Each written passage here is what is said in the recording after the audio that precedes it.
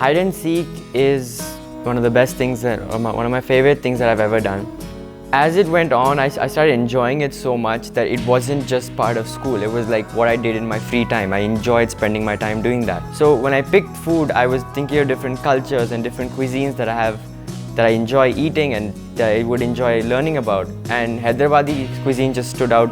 I already had a lot of the information, I already had a lot of the ideas, and I knew what I wanted. Getting to know the generic stereotypical point of view that is just Hyderabadi and Biryani and Haleem is something that, you know, a lot of tourists find and it's not too interesting. But to give my own point of view on things that are like how it transcends to more than that, that's what I wanted to give with Hide and Seek. The whole research process started off with interviews. I went there with the expectation that I pretty much know everything. They're just going to confirm what I already know.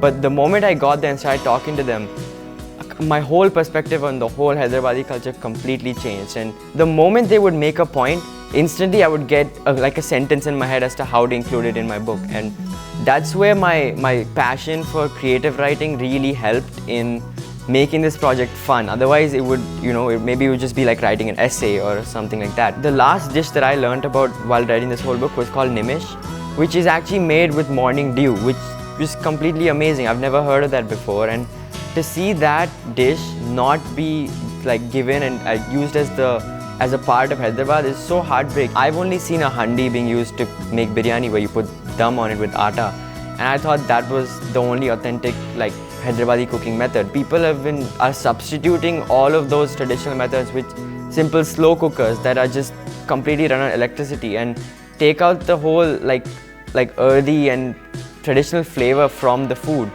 There's a lot of like underlying meanings in this. So first it's hide and seek, like we're playing hide and seek with lost Hyderabadi culinary traditions. Seek, I added the extra H because Seekh kebab is something that everybody knows about and it's a huge part of the Hyderabadi cuisine.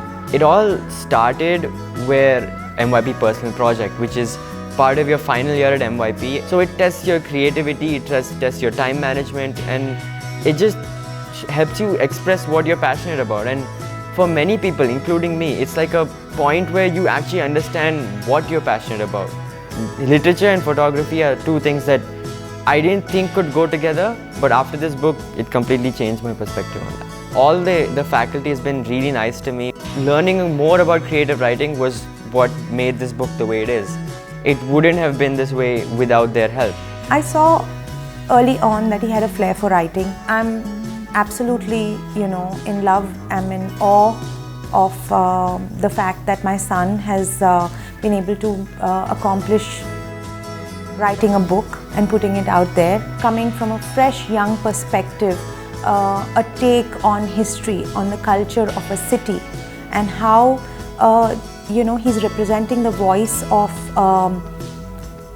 the youth to not only preserve the culture of the city but also revive its lost glory. It's beautiful and it's a great beginning. At the end I was like, okay, I actually wrote it, and that moment of realization was where I really fell in love with what I created, and then presenting that is just the most fun thing ever. I created this from scratch and I love it so much.